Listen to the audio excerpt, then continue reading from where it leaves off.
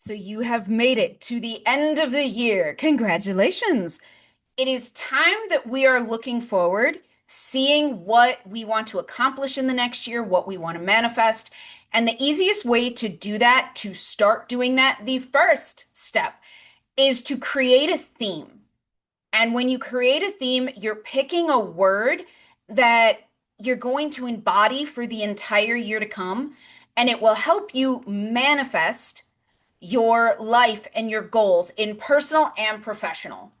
It's going to help you make decisions when you're busy, when you don't know what to do, when you need clarity, and it'll make your life and manifesting easier with just two words. So you'll pick one for personal and one for professional. A lot of times they are different. I've never seen someone who has the same word for both, but if you do, rock it out. You do you, boo. That is what matters. And to do this, it's actually really easy.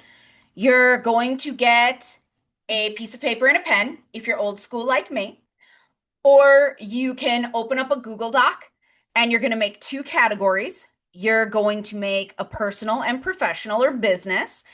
And what you're going to do is list the words that come into your mind for each.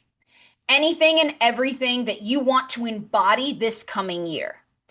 It doesn't matter how big or how small or anything like that.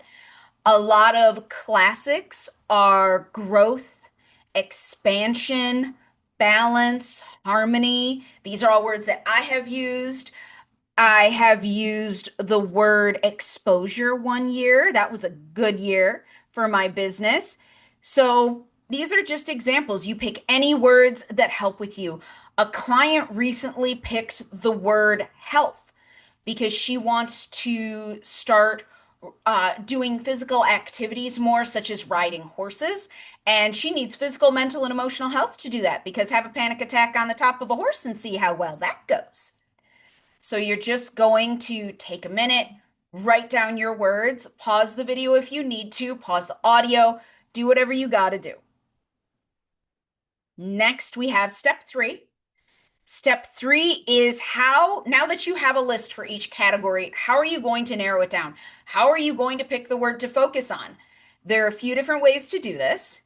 In the community resources, there is an audio meditation that you can go through to help you pick your word and work on what it means for you. If you do not have access to the community, by all means, sign up. And if you don't and you don't want to sign up, don't worry, we have things for you too. There are several different options. You can meditate on each individual word and what it means to you. You can envision the next year, what's there and what's not there, and then consult your list and figure out which words fit and align. You can make a pro con list for each word. I love a good pro con list. I love a good pro con list. Follow your intuition to tell you which word it is and what you're meant to do. With following your intuition, you can also use tools such as pendulums, dowsing rods, tarot cards, astrology. You can use those tools to help you figure out the theme for your year. And then the last one is phone a friend. Ask a friend, bounce ideas off of them. Someone who knows you, who really like understands your soul. Get into a conversation with them. Do the exercises with them. Help them with theirs. Make it a team sport and have fun with it. This is meant to be self-exploration. It's meant to align with what you want to achieve next year. It's meant to be empowering. It's meant to make you feel awesome.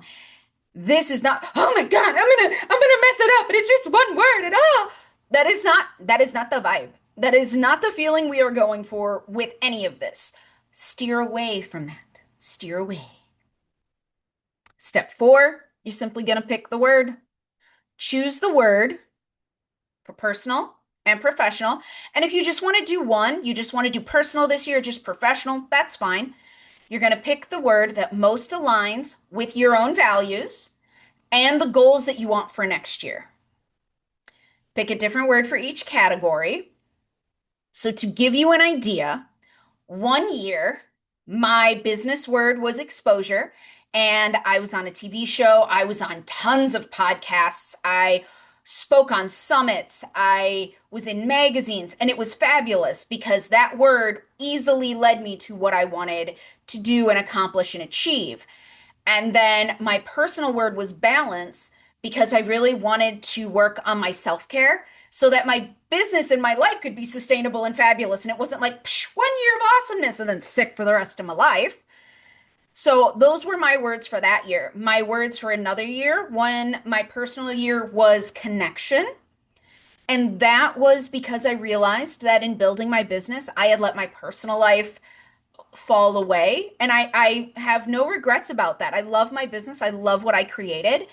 And I wanted to shift my priorities and have connections with my personal life and nurture friendships and have the yumminess of having people around me that I care about.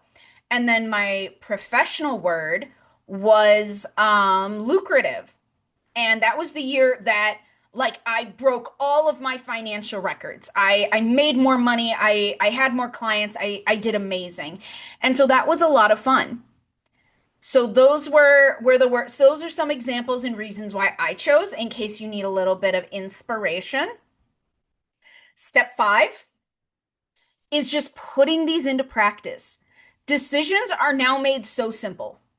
If something doesn't align with one or both of these words, it's a quick no. You're only doing things that match the future that you are creating.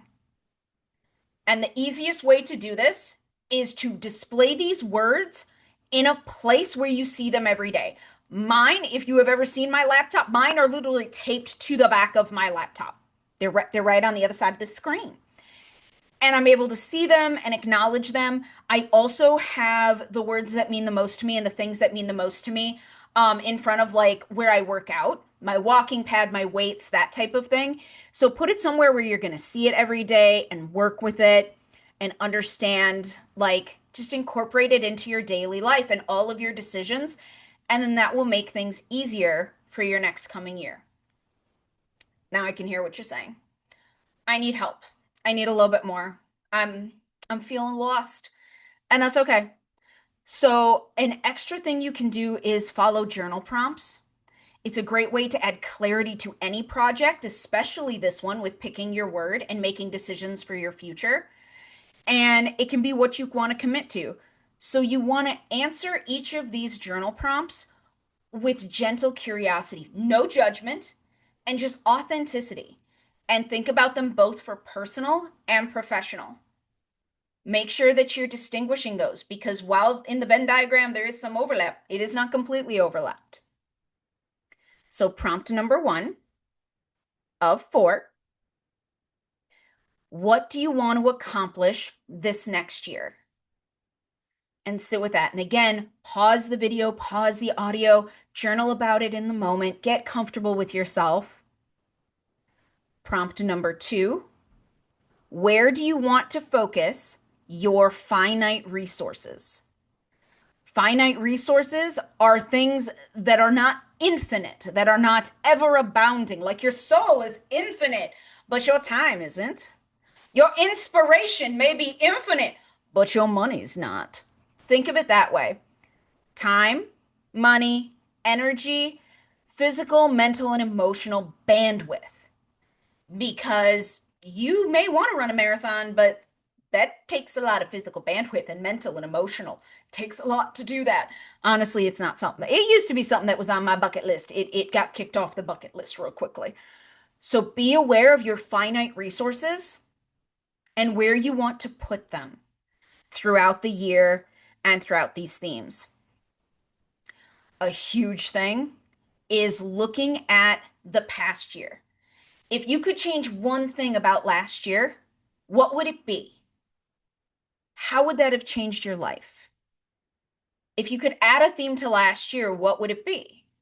Would it be positive or negative? Be aware of that. And so just look at your past year and assess.